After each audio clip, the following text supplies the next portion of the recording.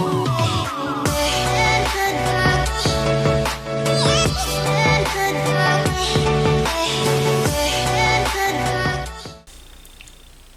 feel like this video is really bad. No, I'm enjoying it. I don't know what I'm gonna say.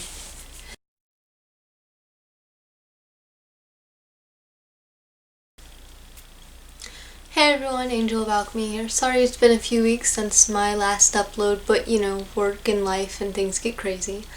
Today I want to talk about confidence in Yugioh.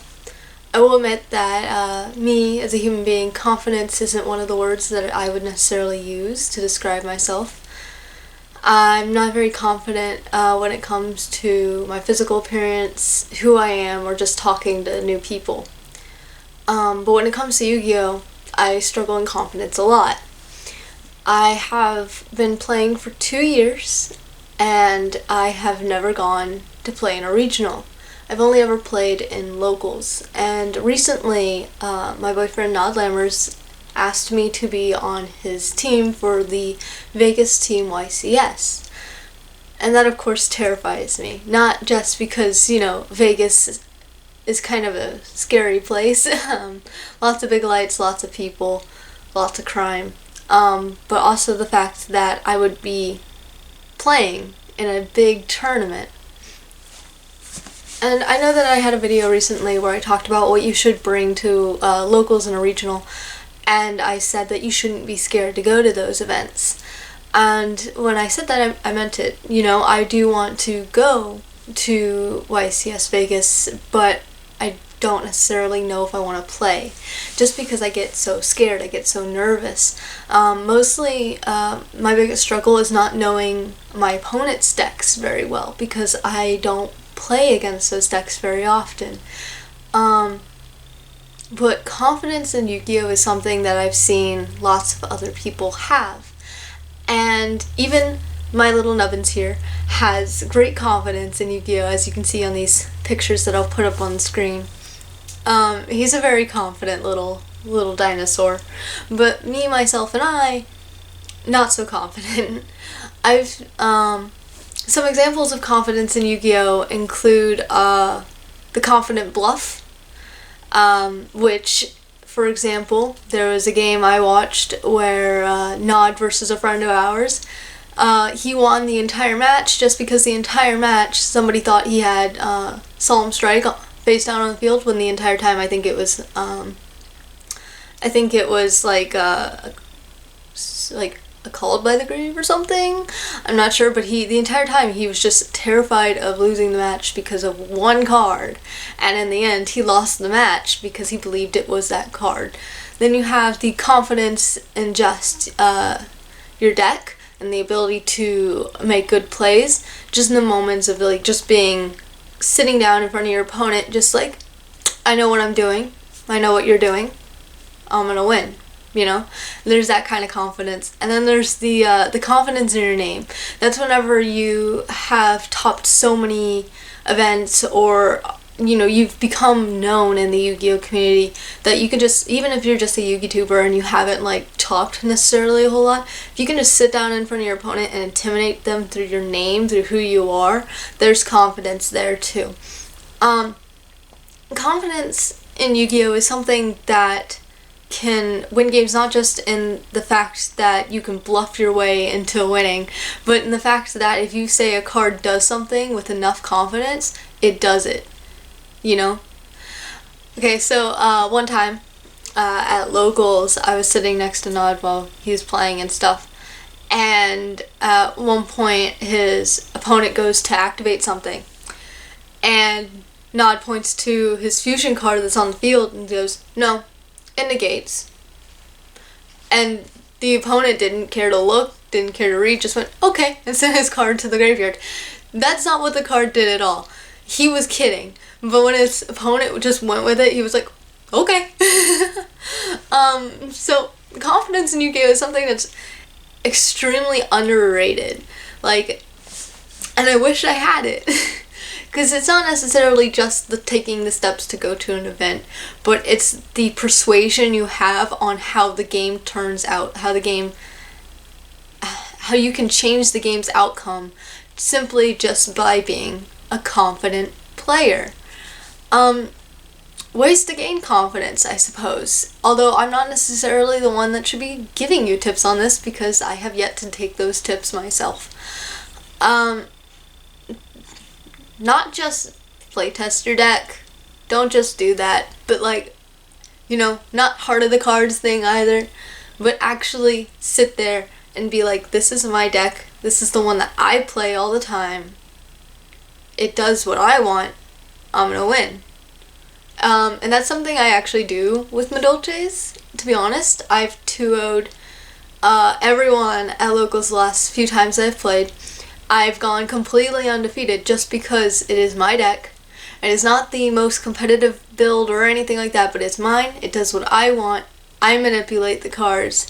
And my opponent, oh well, they can't beat it, And of course you might be thinking, oh, she goes against really weak stuff. No, not always. It's just that whenever you have the confidence in your deck doing what you want, it just kind of happens. Now, if you're just playing a deck because it's just like a deck that you have, you might brick a lot more often. There are lots of people who will watch somebody's deck profile and it'll be like top 18 whatever, top 18, there's no such thing as a top 18. Top 32, 18th place, and they'll be like, oh, that sounds awesome, I love ABCs, let's play it, and it will brick all the time on them. And it's not because the deck is bad, and it's not because they don't know how to use it, it's just because it's not their build. Everyone builds their deck to either go around how they play or to just be like, hey, this is a deck that is topping, I'm gonna play it. And if you're a really, really good Yu-Gi-Oh player, you can obviously go with the decks that are topping and just play it and top. But if you are like me, you really need your deck to work around your play style and your experience, because in those cases you're going to know exactly what all your cards do, you're going to know how to work around situations where your cards aren't doing exactly what you want. If you build your deck for your play style, you are less likely to brick with it. For example, I made a post on Dual Amino recently about my Madolches. A lot of people in the Yu-Gi-Oh community who play Madolches are playing 2 Hoot Cakes and 2 Messengelados, although some of them have even cut them both down to 1.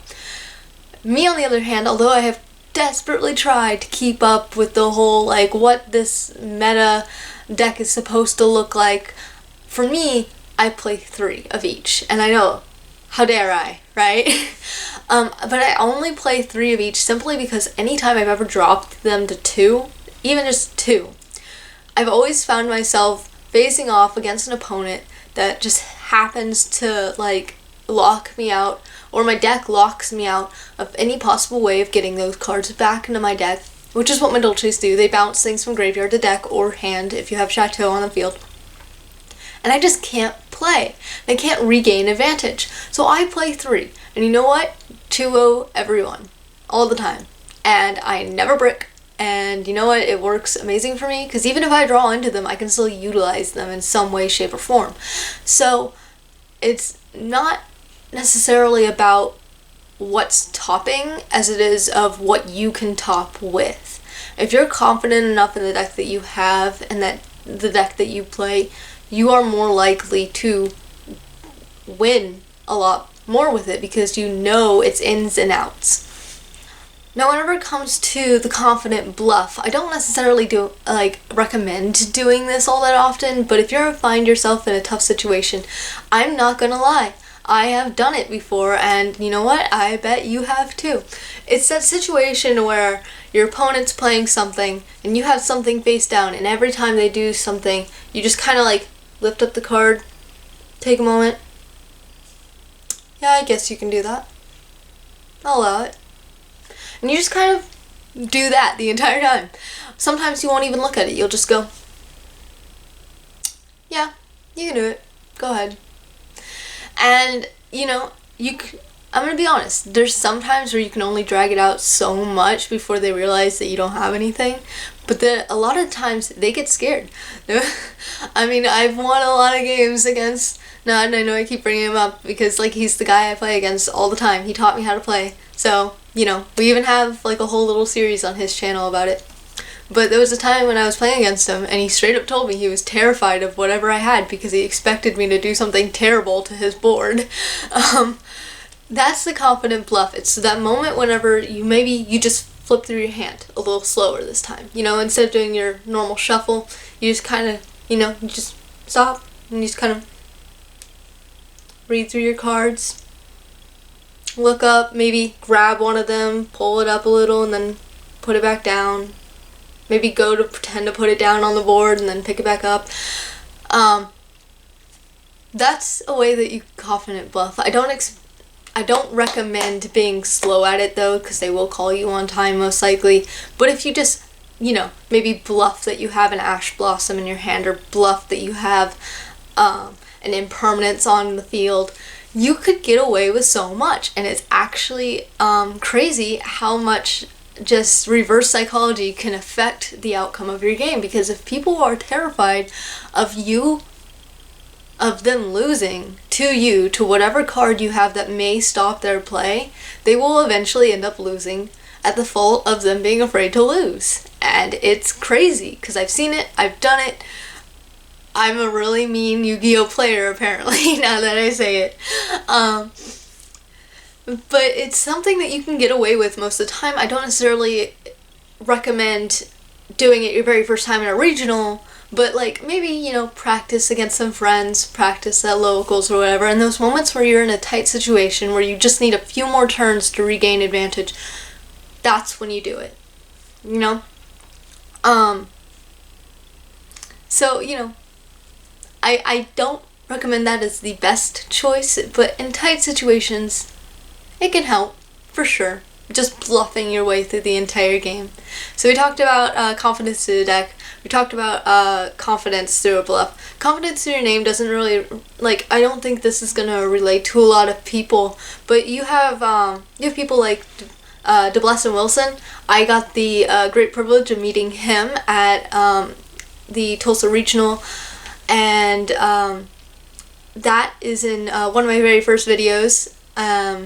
I should have a little link in the description to it. I think it's oh gosh, what's it called?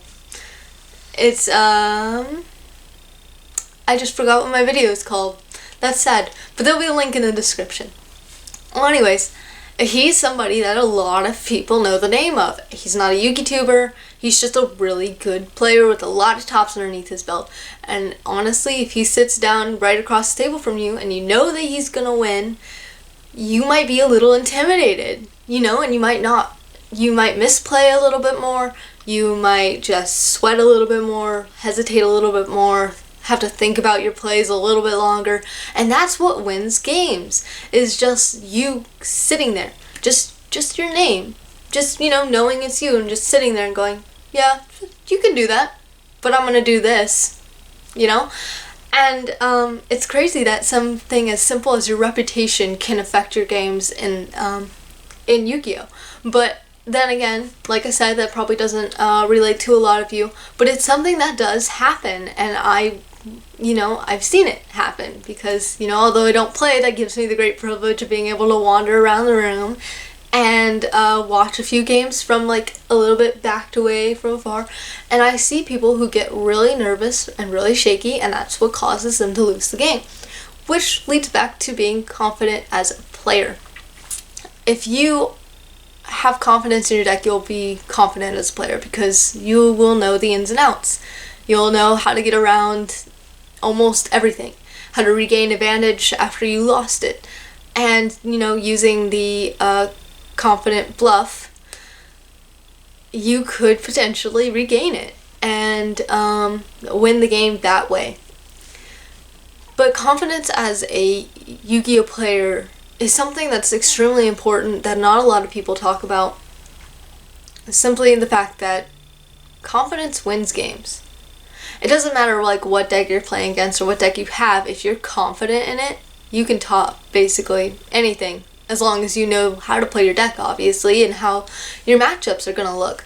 If you take Asian Persuasion 2008, for example, he took spellbooks to original, and I don't know if it's just because people knew him from his channel or if it's because he was just a confident player. By the way, he was able to make it really, really far. I think he got 33rd place, and that just that says so much about confidence, because whenever Nod did the interview for that one, in the same video description down below,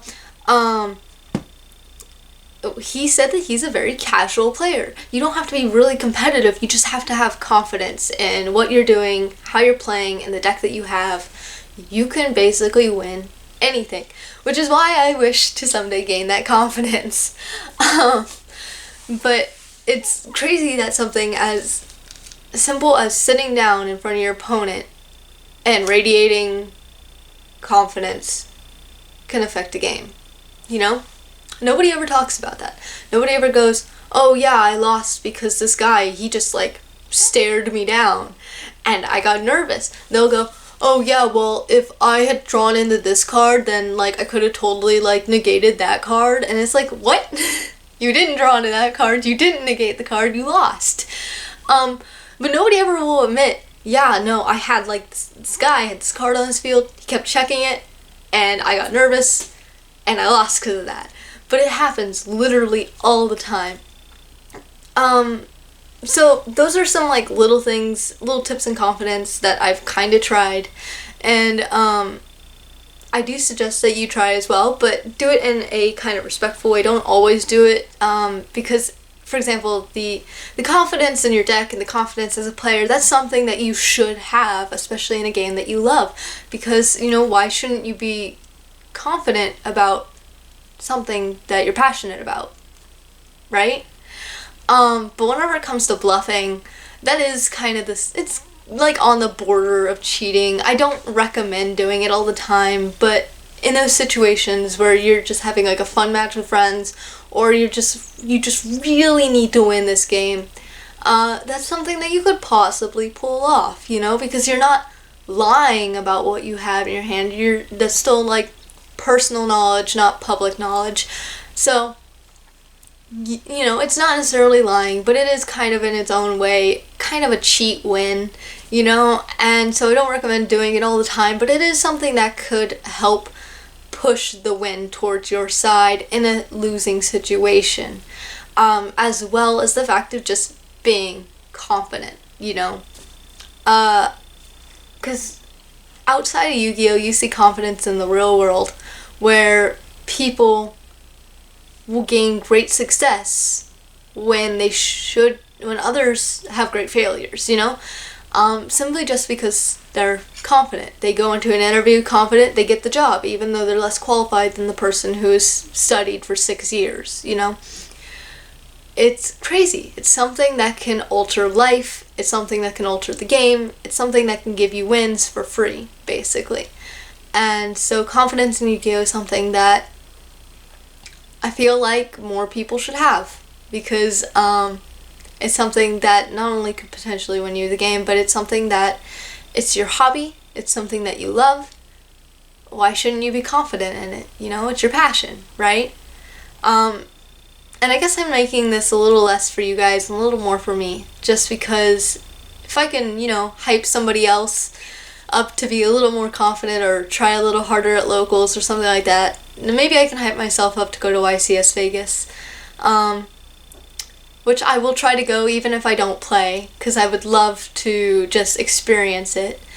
But I have great confidence in my deck, and I'm really good at bluffing. It's just confidence as a person that I need to work on, and if I could sit across the table as a strong female Yu-Gi-Oh player, I think I could scare a lot of people into giving me the win. Anyways, I'll see you in the next one. Bye.